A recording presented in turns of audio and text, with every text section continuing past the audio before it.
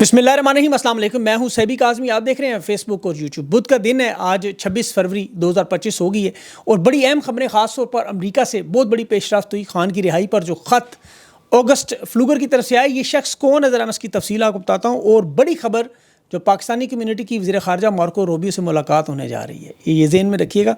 Ukraine की जंग तकरीबन बंद होगी, उसके असरात रजीम चेंज ऑपरेशन अब रिवर्स होने लगे हैं। पाकिस्तान की बारी आ रही है। अपोजिशन की बड़ी बैठक आज तमाम फस्तायत के बावजूद कामयाब की और मरीम नवाज़ का नाम वज़ीर-ए-आज़म के तौर पर पेश किया गया, लेकिन लाने वाले ख़ुद अपनी कुर्सी बचाने के चक्कर में इस वक्त खान की अडयाला जेल की जो समात रोकी की अदलिया के जो हालात हैं, ये सारी तफसील मैं आपके सामने रखता हूँ। और ISPR के से जो डिजिटल नगमा आया, आवाम ने क्यों दूरी इख्तियार की, 17 घंटों में 19,000 व्यूज़ सिर्फ। खबरों की तफसील। अमरीकी वज़ीर ख़ारजा, आपको पता है, मार्को रूबियो को बड़ा ख़त जमहूरियत की बहाली के लिए, और ये ख़त ओवरसीज़ पाकिस्तानियों की काविश, जिसमें डॉक्टर उस्मान मलिक उनका जो ग्रुप है, और ये सारे हालात अमरीकी कांग्रेस में ऑगस्ट फ्लूगर को और जो विल्सन के सामने रखे गए। ऑगस्ट फ्लूगर की प्रोफाइल ज़रा याद रखिए। ये हाउस ऑफ कमेटी और डोनाल्ड ट्रंप की सियासी जमात रिपब्लिकन पार्टी के कमेटी के चेयरमैन। रिपब्लिकन पार्टी की यानी जो पॉलिसियाँ बन रही हैं डोनाल्ड ट्रंप की, वो ये बनाता है। हुकूमती पॉलिसियों पर जो असरअंदाज होते हैं, जो असर व रसूख होते हैं, जो एक महकमा बनाया गया है, ये उसका इंचार्ज है। डोनाल्ड ट्रंप की जमात के अंदर इंचार्ज चेयरमैन। कौमी सलामती के मुतल्लिक पॉलिसियाँ, सिक्योरिटी इदारों की निगरानी, उससे लेकर इंसदादी दहशतगर्दी के इक़दाम, ये सारे के सारे इख्तियारात इसके पास में। बड़ा तगड़ा बंदा है। हुकूमती एजेंसियों को बुलाकर बाकायदा तहकीकात भी कर सकता है, यानी ट्रांसनेशनल रिप्रेशन पे, सिक्योरिटी के मुतल्लिक जो कवानीन है उस पर भी असर रसूख है। और जो विल्सन का आपको पता है पहले से, ये ख़त मार्को रूबियो को अपने वज़ीर ख़ारजा को लिखना है ऐसे हालात में जहाँ अमरीका पहले ही पाकिस्तान से मुतल्लिक जमहूरियत पर, इंसानी हकूक़ पर वाज़ेह मौक़िफ़ कांग्रेसमैन बयान कर चुके हैं। अब इससे अगली बड़ी खबर जो आने वाली है, वो अभी किसी के पास नहीं होगी। वो अमरीकी पाकिस्तानियों की वज़ीर ख़ारजा मार्को रूबियो के साथ बराह रास्त मुलाकात होने जा रही है। अभी मैं उसकी तफसील में नहीं जाता, लेकिन ये बड़ी तहलका खेज़ खबर है। ये मुलाकात फ़ैसला कौन होगी। और उसके बाद रमज़ान में जो अफ्तार डिनर शुरू होने वाले हैं, उसमें बड़ी तादाद में उम्मत मुस्लिमा के बड़े बड़े रहनुमाओं को बुलाने का प्लान है, बड़े बड़े सियासी रहनुमाओं को। और ये एक बड़ा सफारती मामला शुरू होने जा रहा है, जिसके नताइज आपको नज़र ज़रूर आएंगे। काविश पूरी जारी है। देखें, जिस तरह यूक्रेन की जंग के नताइज आपको नज़र आए, अभी डोनाल्ड ट्रंप ने कहा था कि हलफ उठाने के बाद जंग बंद करूँगा। फ़लस्तीन की जंग बंद हुई, यूक्रेन का मसला उससे हल करूँ, वो भी देख लें आपके सामने। यूक्रेन अमरीका की डील कबूल कर गया, जंग को बंद करने पर तैयार है। यूरोप के सारे जो 7 बड़े तगड़े मुल्क हैं, घुटने टेक गए। फ्रांस के सदर को साथ बिठा के डोनाल्ड ट्रंप ने लताड़ा है। अब ये देखें, यूक्रेन का मामला बिल्कुल पाकिस्तान वाला है। जिस तरह रजीम चेंज ऑपरेशन पाकिस्तान में हुआ, वही काम यूक्रेन के साथ हुआ, लेकिन वो यूरोप की ख्वाहिश थी, बाइडन का इस्तेमाल था। यहाँ बाइडन का इस्तेमाल और बाइडन की ख्वाहिश और बाजवा का इस्तेमाल। अब रजीम चेंज ऑपरेशन जिन हालात की बुनियाद पर हो, उन पर मैं कह सकता हूँ कि इंशाल्लाह माफ़ कीजिएगा, ये हालात बहुत जल्दी बेहतर होगा आते हुए नज़र आएंगे आपको। और इनको इमरान खान की रिहाई या तो करनी पड़ेगी या हुकूमत खुद गिरेगी। ये याद रखें, अगर इन्होंने हुकूमत खुद गिराई माइनस शहबाज करके, उसकी सियासी अमल की बातचीत का मामला ये शुरू कर रहे हैं, उसमें एक तो जून के बजट का इनका मसला है, और दूसरा नवंबर में जो असल मुद्दत मुलाजमत ख़त्म होनी है, ये उस वक्त तक वक्त ज़रूर मांगेंगे।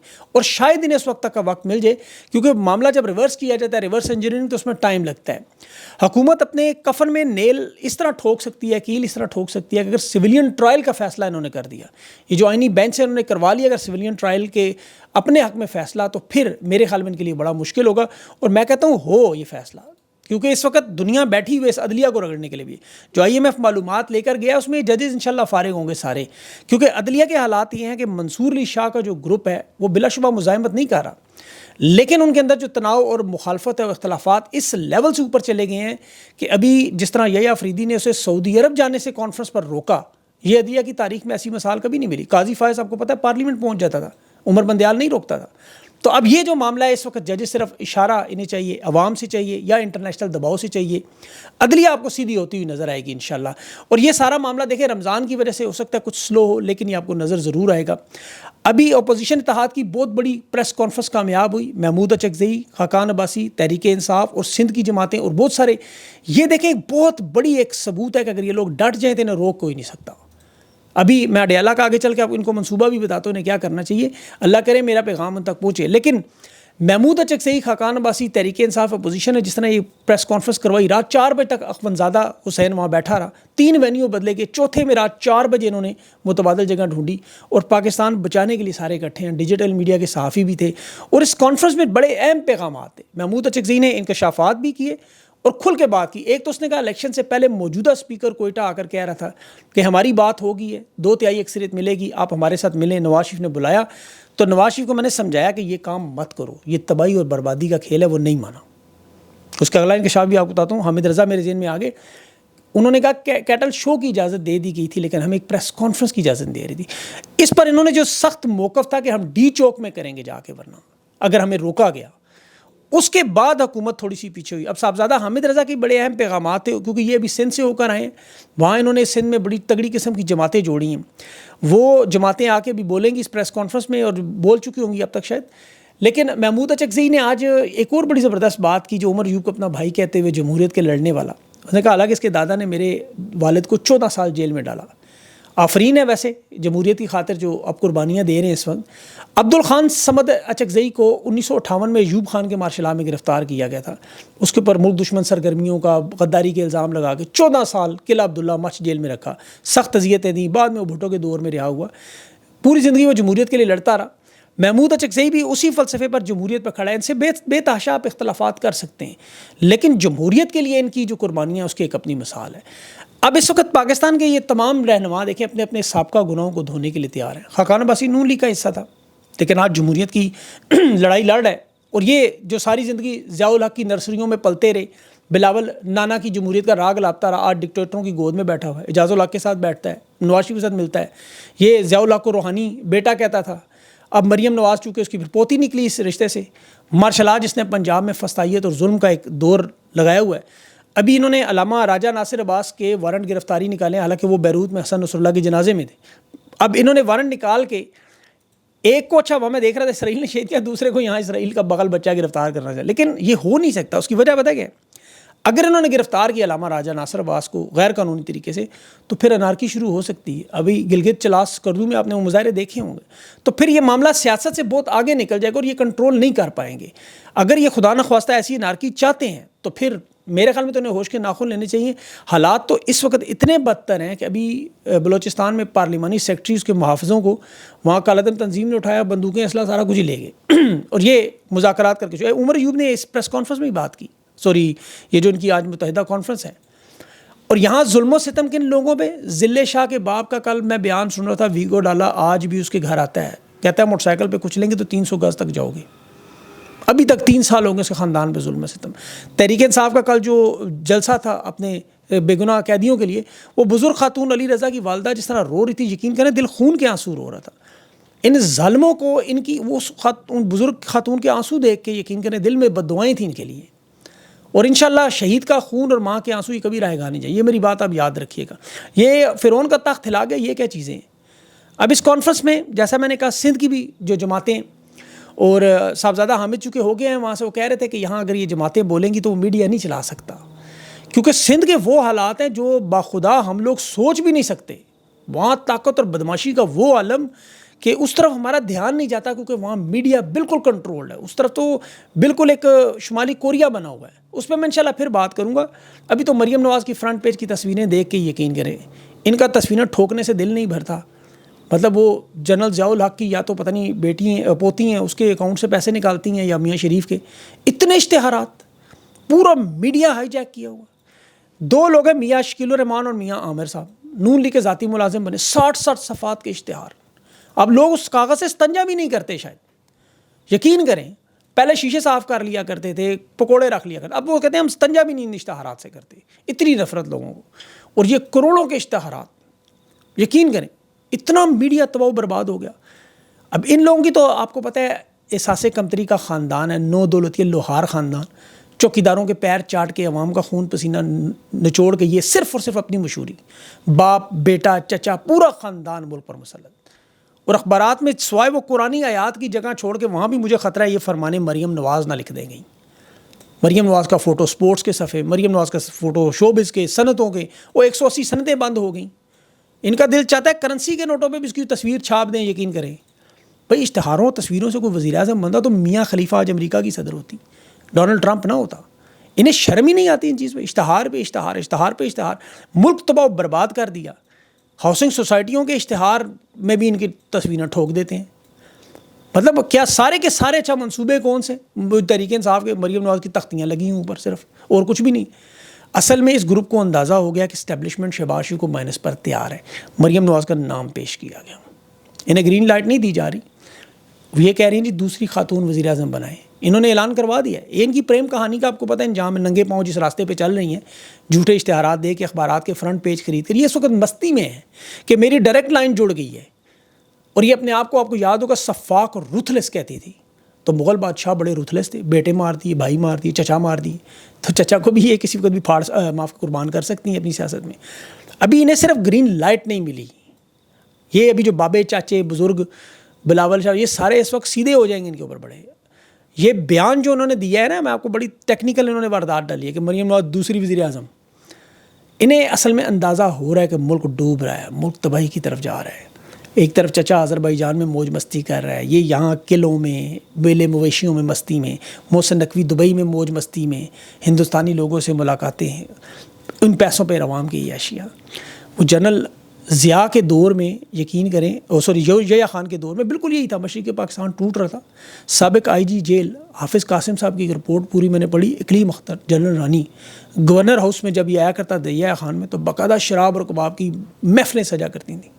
بیگم شمیم ملنے آیا کرتی تھی، اور اس کا خامند بعد میں بیگم شمیم کا سوئٹزرلینڈ میں پاکستان کا سفیر لگا، اور اس خاتون کو بھی آسٹریا کا سفیر لگا. دونوں کو کوئی پتہ نہیں سفارتکاری کا. اور تو اس کے والد کو جسٹس ریٹائر امین الدین خان، معاف کیجیے گا، جسٹس امین احمد کو ڈائریکٹر نیشنل شپنگ کارپوریشن لگا دیا 70 سال کی عمر میں. یہ نقیب خان صاحب نے پوری اس کی ٹرانسلیشن کی ہے، میں وہ آپ کو بتا رہا ہوں. تو میں اس دور میں دیکھ رہا تھا بالکل وہی نون لیگ کا کام ہو رہا ہے. وہ ان کے رہنما جہانگیر جدون صاحب ہیں، نون لیگ کے رہنما، وہ ابھی خود کہہ رہے تھے کہ بندوق کے زور پر ہم سے کام کروایا جا رہا ہے. جو راستہ مریم نواز نے بتایا اس پہ ہم سارے ہی چل رہے ہیں. اور یہ بالکل ریڈ لائٹ کے آپ دیکھیں نا، گاہکوں کے انتظار میں وہ بزرگ بیٹھے ہوتے اوپر، اس میں بالکل اس طرح بیٹھے. خواجہ آصف ڈیفنس منسٹر. اور اس واقعے سے آپ مثال لے لیں کہ آرمی چیف کے پروٹوکول میں 2 گھنٹے اسے کھڑا کیا گیا. عدلیہ کے ججز کے حالات دیکھیں آپ، جس طرح وہ میں نے کہا نا ریڈ لائٹ کے ایریے میں وہ پرانے بابے بیٹھ کے دیکھ رہے ہوتے ہیں، سودا جا رہا ہے آ رہا ہے. پورا عدالتی نظام چبی ہے. میں کیوں کہہ رہا ہوں دکھ سے، میں نے کل وہ بندہ جلتے دیکھا ہے ہائی کورٹ میں انصاف کے لیے. واقعی چیف جسٹس ایک چپڑاسی کی طرح، جو خاقان عباسی نے کہا، سوموٹو ایکشن نہیں لے سکتے. لوگ جلا رہے ہیں اپنے آپ کو. یار خدا کا خوف نہیں ہے انہیں. آئیے میں بھی پریشان دے کیا نظام چل رہا ہے. ظلم و ستم کی ایک تاریخ، مجھے تو اس علی رضا کی والدہ کے آنسو نہیں بھول رہے. ایک تاریخ لکھی جا رہی ہے پوری. یہ میرا غصہ آپ کو نظر آ رہا ہوگا، میں اس پہ معذرت بھی کرتا ہوں. لیکن اب رمضان آ رہا ہے، میں اڈیالہ جیل کے باہر دیکھیں خان کی ملاقاتیں نے روکی سیاسی جماعتوں سے، اپنے لوگوں سے ملنے سے. خان بے گناہ جیل میں، اس کے سارے لوگ بے گناہ جیلوں میں. میں نے ایک مشورہ پہلے بھی عمران خان کی قید کے وقت دیا تھا، پاکستان کی عوام قرآن پاک لے کر جائے تاکہ فستائیت نہ کر سکیں. یہ پاکستان کی دنیا کی تاریخ میں، اسلام کی تاریخ میں ہو چکا ہے. اب میں تحریک انصاف کے تمام پارلیمنٹیرین کو مشورہ دوں گا، سینیٹرز کو، قومی صوبائی اسمبلیوں کے، کہ یہ اپنے تمام خواتین مرد اپنے ہاتھوں میں قرآن پاک لے کے اس رمضان میں عمران خان کو ملنے جائیں. ایک کیمپ لگا کر بیٹھ جائیں وہاں، کہ آپ کی سیاسی تنظیم کو نہیں ملنے دیا جاتا. آپ لوگوں کو ہاتھوں میں قرآن دے کے شاید گولیاں نہ چلائیں، پولیس وہ فستائیت نہ کرے، اور آپ کو جانا چاہیے. خدا کی قسم جانا چاہیے، آپ کا حق ہے. یہ خان کو بے گناہ 570 دن ہو گئے. پنجاب اور اسلام آباد کی پولیس تو اسرائیل کا ریکارڈ توڑتی ہے، میں مانتا ہوں، بچوں بزرگوں خواتین کے کسی کا لحاظ نہیں. لیکن آپ کو ہمت کرنی ہوگی. جیسے کانفرنس دیکھیں کروائی ہے انہوں نے اس حال میں، جس حال میں جینا مشکل، اس حال میں جینا لازم ہے. اب یہ پارلیمنٹیرین سے میں کہہ رہا ہوں، میں عوام سے نہیں کہہ رہا، کہ انہیں اپنا فرض ادا کرنا چاہیے. اس پر سنجیدگی سے غور کریں. رمضان کا بابرکت مہینہ ہے، پرامن انداز میں اٹھے اور جا کے اڈیالہ جیل کے باہر اپنا حاضری نہیں. آپ کا فرض ہے، آپ کو اس ملک کو بچانا ہے. یہ ملک خدا کی قسم تباہی کی طرف جا رہا ہے، ہمیں روکنا ہے اسے. ہم چند لوگوں کی اس بدماشی میں پورے 24 کروڑ لوگوں کا نقصان نہیں کروا سکتے. یہ بے شک اس کو اناؤنس نہ کریں، اسے عوامی اجتماع نہ بنائیں، لیکن وہاں پارلیمنٹیرین کا اجتماع ہونا چاہیے. عوام کو بھی چاہیے ان کے اوپر دباؤ ڈالیں اس چیز میں.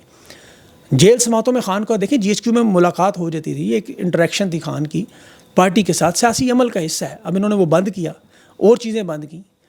تو اب ان کے پاس حال ہے یہ ادھر سے دباؤ ڈالیں تاکہ پھر امریکہ اور باقی لوگ بھی دیکھیں ہاں جی پاکستان کی عوام بھی جاگ رہی ہے.